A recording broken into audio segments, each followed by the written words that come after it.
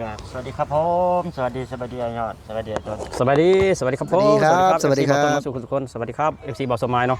มื้อนี้ก็มานั่งอยู่ในสวนมื้อนี้วันอาทิตย์ทุกคนเอ้ยบอสมัยเพิ่นบ่ได้เฮ็ดงานวันอาทิตย์มื้อนี้เนาะบริเฮ็ด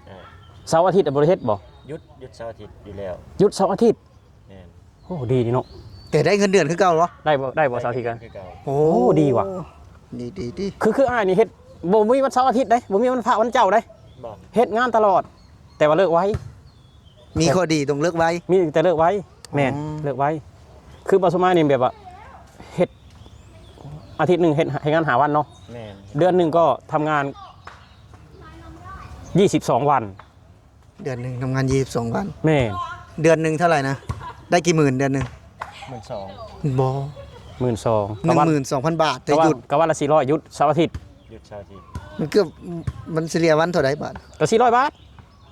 ทำทุกมื้อเขาไล่ให้อยู่ได้เสาร์อาทิตย์ก็400 บาท เสาร์อาทิตย์ก็คือไหลให้เลย 400 บาทเดือน 12,000เดือนหนึงมี30วันเฉลี่ยก็เดือนละ 12,000 เข้าใจเดือนละ12,000อ่ะคือทำงานไม่ครบไงถ้าสมมุติว่าถ้าทำอ่ะ ก็เอา22มาคูณ12,000 บาทนี่มาหัน12,000 อ๋อ ก็จะฮู้ก็ ก็ถือว่าก็เกิน500เนาะ แม่เกิน500เกิน อะไร ก็คือเฉลี่ยอะไรคือแบบทำงานแบบราชการก็ว่าได้นะหยุดเสาร์อาทิตย์ ทำงานคล้ายๆแบบว่าคือราชการนี่เนาะคือแบบว่า แม่น คันว่าบ้านเขาก็คือพนักงานเนาะ คือพนักงานบ้านเรา อ๋อ ทำงานตั้งแต่วันจันทร์ถึงศุกร์เสาร์นี่มันบริเหตุเนาะ หยุดเสาร์อาทิตย์อยู่แล้ว หยุดเสาร์อาทิตย์โรงงานเพิ่นหยุดบ่หรือเพิ่นให้หยุด โรงงานเพิ่นหยุด โอ้ ก็คือมื้ออื่นนี่ก็บ่ได้เฮ็ดอีกได้นี่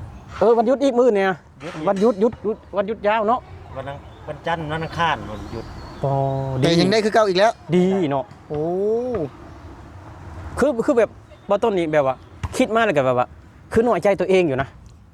น้อยใจอย่างนี้มัน เป็นหยังคือบ่มีวันหยุด เอามันก็แล้วแต่หน้างานเขาเด้ อยากหยุดคือหมู่นะอยากมีวันหยุดยาวแบบนี้นะยังบ่เคยเห็นยังบ่เคยเจอจะคืออ่ะ บ่หนึ่งคือบ่ต้นมีสิทธิ์อันโปรพิเศษเลยเด้ โอ้แบบหยุดเลิกไว้นะ แมนมัน บ่เลิกไว้อีกตั้งหากแต่ว่าบ่ต้นคืออยากได้แบบว่า อยากได้แบบว่า วันนี้วันหยุดราชการนะหานะวันหยุดประจำปีนะอยากได้เห็นนะ บ่ต้นสิบ่ได้ห่างหันมาอยู่ บ่ฮู้เลยอยากได้อีหลีได้อยากได้เลยคือบ่ต้นก็คิดมาตลอดว่าคืออยากได้วันหยุดคือหมู่เด้เห็นนะ เพื่อจะได้แบบว่าไปหาหมู่หาคู่กันสินะ ไอ้ต้นนี่บ่มีมือหยุด บ่มีมือหยุดเฮ็ดงานตลอด คันหยุดก็คือบ่ได้ คือหยุดก็คือเฮางานลาน่ะหยุดก็คือบ่ได้ อ๋อ เห็นได้ ต้องได้เฮ็ดชั่วมื้อ ต้องได้เฮ็ดทุกมื้อแต่เดือนนี้ว่าสิลาและเดือนนี้ลาและเดือนนี้ สิไปเที่ยวบ่ บ่ต้นก็บ่ไปเที่ยวก็สิแบบว่านอนตื่นสายๆจากมื้อหนึงนะแบบว่า คือบ่ต้นนี่ตื่นเช้าเสมอเนาะ พักผ่อนแบบว่าพักผ่อนแบบคือว่าร่างกายเฮาเมื่อยบ่ได้เมื่อยแต่ว่า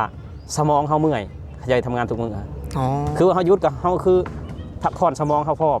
คือเฮาบ่ต้องคิดหยังเข้าใจบ่คือบ่ต้องเฮาบ่ต้องคิดรับผิดชอบงานเฮาบ่ต้องแบบคิดนำนาฬิกาปลุกพุ่นนี่สินะคือมื้อหยุดนะคือเฮาผ่อนคลายพุ่นน่ะ บ่ต้องซีเรียสเนาะ บ่ต้องซีเรียส อ๋อ บ่ต้องว่ารับผิดชอบงานจังซั่นจังซี่จังส่งผู้ลูกค้าผู้นั้นผู้นี้ ต้องพักผ่อนจักมื้อหนึง อยากพักผ่อนแม่ เต็มที่เนาะ แม่ถามว่าอยากนอนตื่นสายบ่คือบ่ต้นแบบหยุดงานคือบ่ต้นตื่นคือเก้าตี4ตื่นละ ไม่เห็นหยังอ่ะบัด มันนอนบ่หลับ มันนอนบ่หลับ เคย มันนอนบ่หลับ เศร้าแล้วเนาะ คือว่าหยุดงานกับเมียยังบ่ตื่นนะเจ้าของไปตลาดมาแล้วเมียยังบ่ตื่นคือมันเคยแบบนั้นแล้วมันชินแล้วหั่นนะคือเมื่อบ้านคือกันเมื่อบ้านปีใหม่ปีหยังเนาะพอเฒ่าไม่เฒ่าอยู่เฮือนยังบ่ตื่นบ่ต้นตื่นแล้วตื่นก่อนหมู่แล้ว คือเฮาชินเลยเด้ซินกับการใช้ชีวิตตื่นเช้าเนาะ แม่ชินตื่นเช้านะทุกคนมา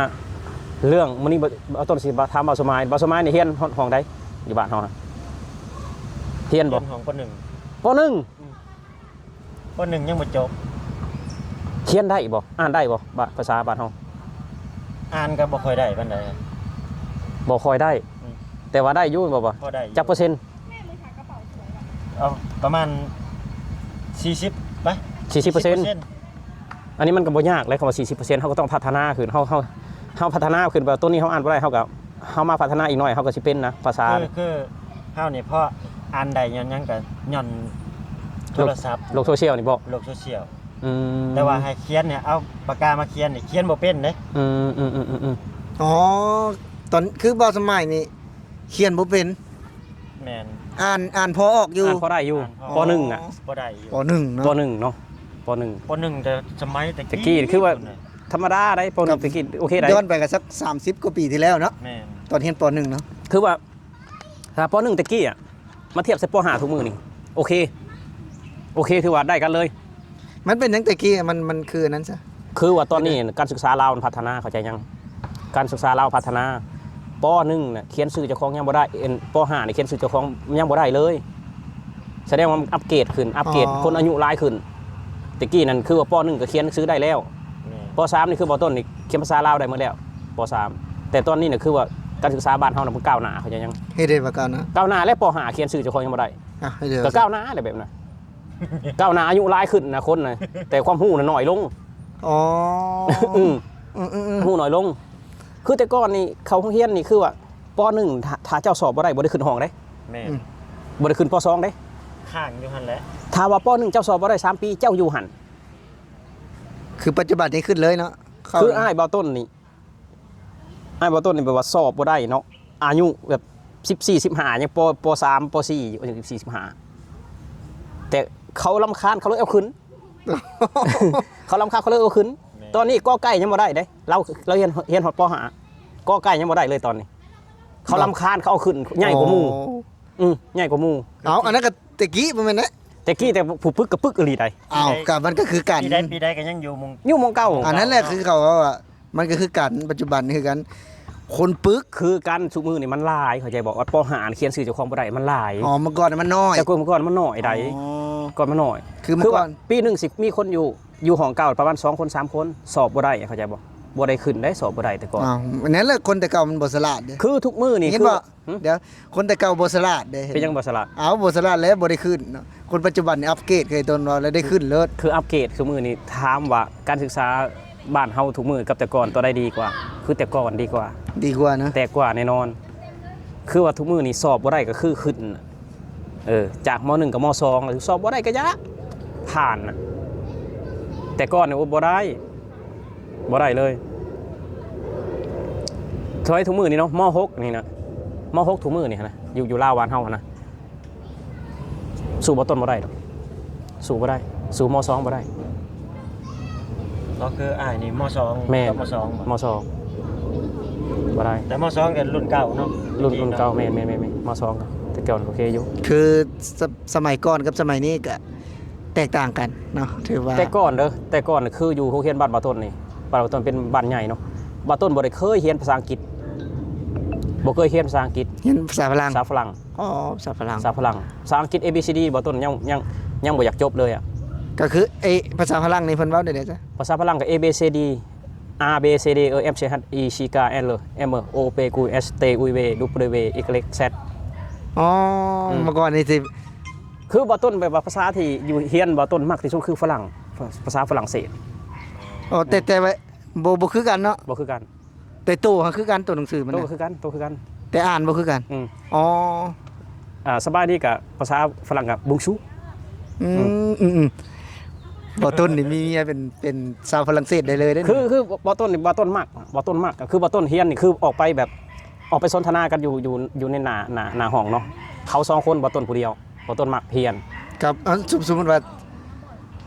สวัสดีแบบนี้สวัสดีสบายแบบว่าซื้อเฮาเจอนะสวัสดีครับเว้าด้วยครับภาษาฝรั่ บุ ง งชู เอาได้ตัวเดียวนั้น บุงชู เอาสวัสดีครั แนะ บ นำตัวกับบุงชูสมเป็นละซักสมเป็นละพุย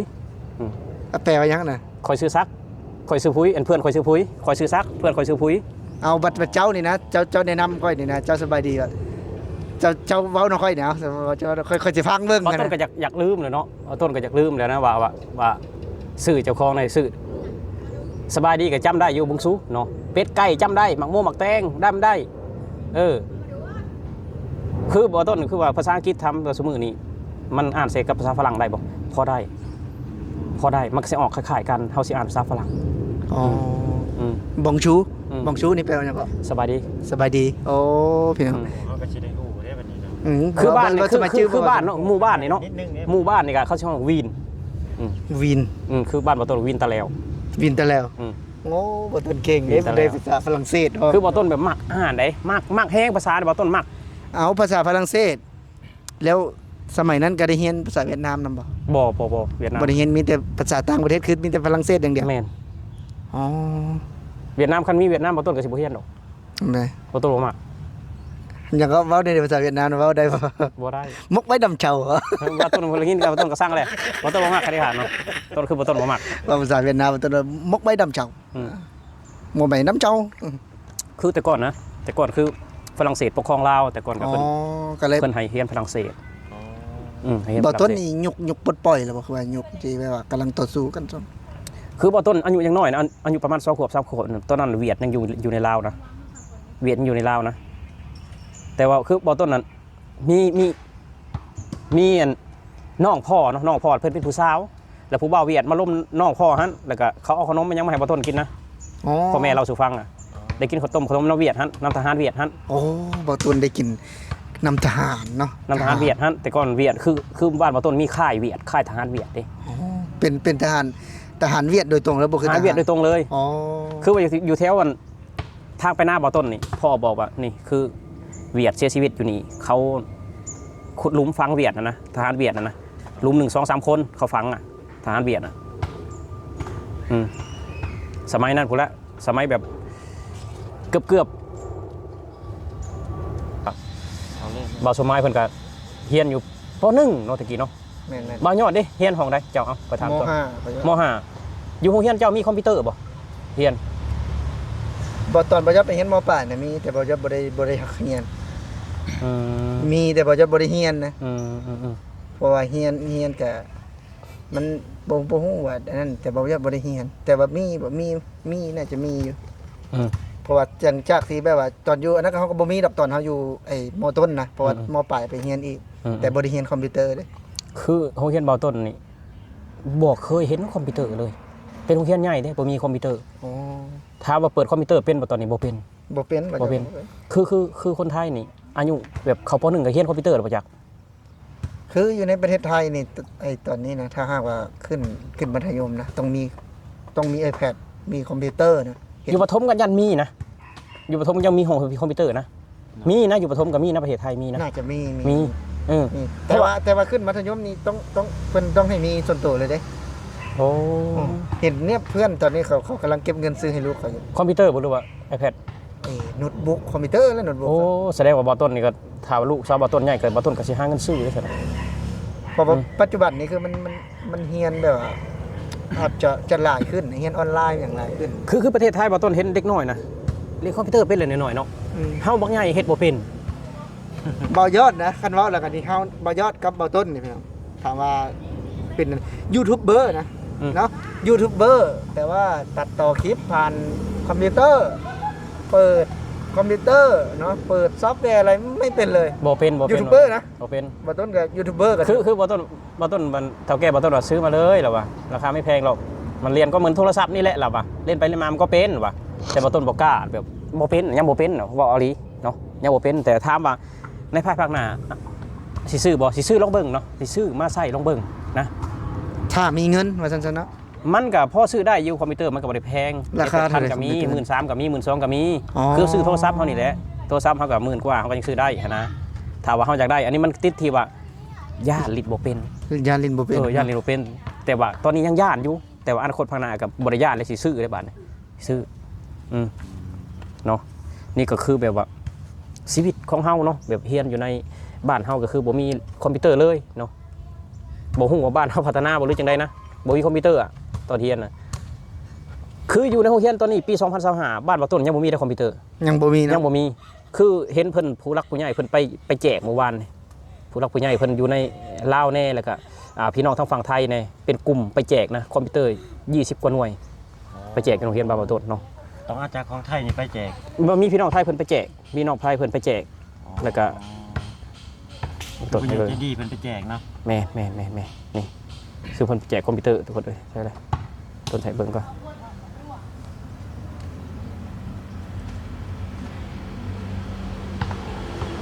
จังซี่แต่ว่าจังสิทันสมัยขึ้นไปอีกเนาะ แม่เด็กน้อยมันก็ เรียนหลายๆสิ่งหลายๆอย่างมันก็เรียนผ่านคอมพิวเตอร์ก็โอเคอยู่นะ นี่ก็พัฒนาสมองไปทั้งบ้าน แน่นอนอยู่แล้วเนาะเทคโนโลยีมันต้องตามให้ทันน่ะ ค่อยว่าซุมื้อนี้เด็กน้อยก็สิเริ่มเก่งไงเด้เพราะว่าอยู่ที่บ้านเฮาใช้เล่นโทรศัพท์เริ่มเป็น มันก็คนโทรศัพท์นี่บ่ได้หมายความว่าเก่งนะ อย่ามันเก่งแต่โทรศัพท์มา เออ นี่เนาะอันนี่คือเขาไปขับแจกคอมพิวเตอร์อยู่บ้านมาต้นทุกคนเนาะคือพี่น้องไทยเนี่ยไปแจกเนาะพี่น้องไทยไปแจกอยู่บ้านมาต้นแต่คอมพิวเตอร์เอเซอร์นะแต่เป็นมือสอง อ๋อเอเซอร์มือสอง แม่ก็ดีเนาะทุกคนดีก็มีแบบว่าเพิ่นก็ต้อนรับบาซีสู่ควันอีกได้ทุกคนไปแจกคอมพิวเตอร์กันบาซีสู่ควันนี่คือผู้ใหญ่บ้านเพิ่นเอาลงหมู่บ้านนี่ทุกคน อ๋อนี่เป็นของคนไทยเลยนะที่ไปมอบ เป็นกลุ่มนักธุรกิจไทยลาวเพิ่นไปแจก อ๋อก็คือเพิ่นประสานงานกันระหว่างไทยกับลาว แม่นนี่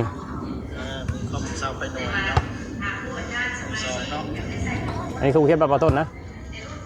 บ้านหมู่บ้านปาต้นเป็นหมู่บ้านใหญ่เลยเป็นหมู่บ้านใหญ่อันนี้ก็คือผู้ใหญ่บ้านเสียงผู้ใหญ่บ้านทุกคนเลยผู้ใหญ่บ้านเพิ่นก็เคยมาทำงานในประเทศไทยแหละตอนนี้เพิ่นเป็นผู้ใหญ่บ้านแล้วต่อไปก็บ่ยอดแล้วเป็นผู้ใหญ่บ้านกัน เอาอีกแล้ววนมาประยศอีกแล้ว บ่ยอดแล้วสิเป็นผู้ใหญ่บ้านต่อไปกัน ประยศจะให้บาต้นและเป็นพยาบาลนะ ปาต้นเป็นผู้ใหญ่บ้านบ่ได้ดอก เป็นยังไง เขาบ่เอามันความคิดมันต่างกันเขาบ่เอาอืม คือว่าสิต่าง ถ้าแรกเขาไปเห็ดเขาคิดแบบหนึ่งเขาคิดแบบหนึ่งมันต้องแบบถ้าเป็นพยาบาลมันก็ต้องย่อมในใดเรียกค้าเรียกแข่งในใด บ่ คือเขาผัดบ่มักเลียมันเราคิดของเขาเองมันเป็นบ่ได้เนาะ คันเลียกันคันประยศเป็นประยศเลียกันสิใส่ลิ้นปลอมแล้ว มันจะมึนแยะ เอ้าเนาะทุกคนนี่ก็คือวันหยุดพักผ่อนนะมาเจอหน้าเจอตากันแล้วก็ถามไปเรื่อยเปื่อยเนาะบ่มีสาระหยังดอกคลิปนี้เนาะ ถือว่ามั่วซั่วก็ว่าได้ มั่วซั่วก็ว่าได้เนาะคือแบบ เอาดิคลิปหน้านี่ที่ให้บ่าวต้นนี่เจาะลึกบ่าวสมัยเพราะว่าหนึ่งก็คือคลิปแรกเนาะที่ทางบ่าวต้นกับบ่าวสมัยนี่นะออกซ่องกัน แต่นี่บ่าวสมัยบ่ได้เว้าเลยนี่ แม่ คลิปหน้าสิให้บ่าวต้นนี่เจาะลึกบ่าวสมัยในเรื่องราวทำงานเนี่ยเพราะว่ามันยังบ่ละเอียดนะสัมภาษณ์เรางานเรานะเฮาไปเว้าโรงเรียนเว้าเรื่องนู่นเรื่องนี้แล้วเว้าเรื่องผู้ใหญ่บ้าน ก็บ่มีสาระจังว่าคลิปนี้บ่มีสาระว่าไปเรื่อยเปื่อย คลิปหน้านี่ในคลิปนี้หลังจากจบคลิปนี้เนาะเอาคลิปหน้าอยากให้สัมภาษณ์บ่าวสมัยและเรื่องทำงานเนี่ยประทับใจบ่แล้วก็คือคักแท้งานเพิ่นน่ะนะคืองานข้าราชการเฮาว่าข้ามมาเรื่องอื่นเรื่องการศึกษาเลยนะเอาสำหรับคลิปนี้ สำหรับคลิปนี้เนาะทุกคนพวกเรา3คนก็สิกล่าวคำว่าสวัสดีครับผม สวัสดีครับผมสวัสดีครับ